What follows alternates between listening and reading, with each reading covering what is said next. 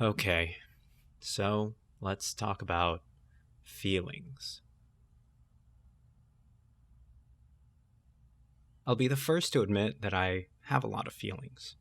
For example, here are some things that have either made me cry before or consistently make me cry now.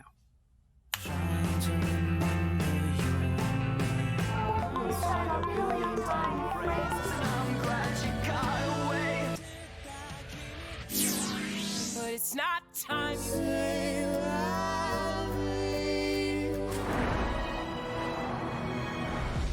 Miles? Spider-Man?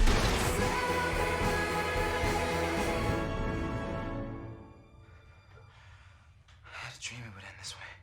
The thing is, I've spent a lot of time and energy trying to convince myself and everybody around me that I'm not actually that emotional, that really I'm an intellectual. So, when the tears start to well up, I can't just sit there feeling my feelings. I have to think about my feelings, analyze them, dissect them, picking them apart until I can find out why. Given this tendency to overthink, I'm drawn to magic and particularly certain moves that are extremely technical. There's something incredible about the coordination of digital dexterity and choreography that deepens my amazement and admiration the more I uncover. Case in point, the bottom deal. I remember watching Rounders for the first time and being intrigued by the little references and terminology sprinkled throughout the script.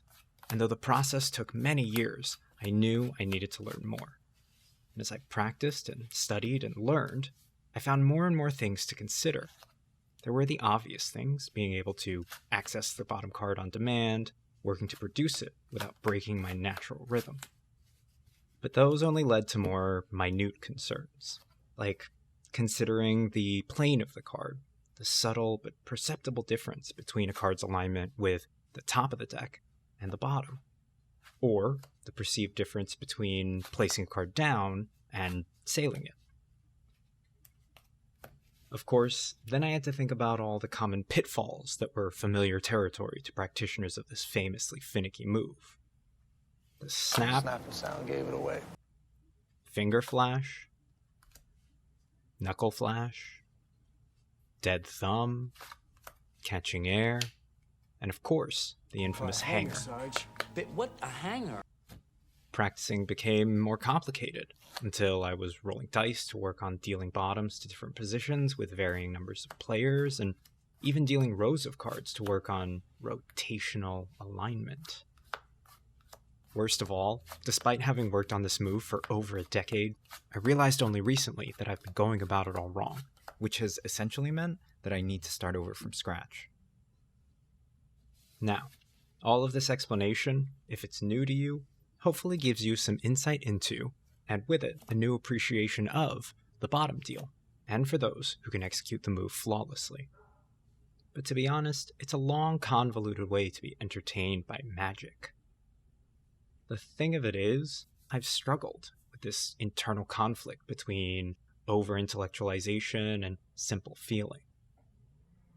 And while the intent of this video is not to do a deep dive into my inner psychological motivations, the fact is that those aspects of myself inevitably manifest in my performance.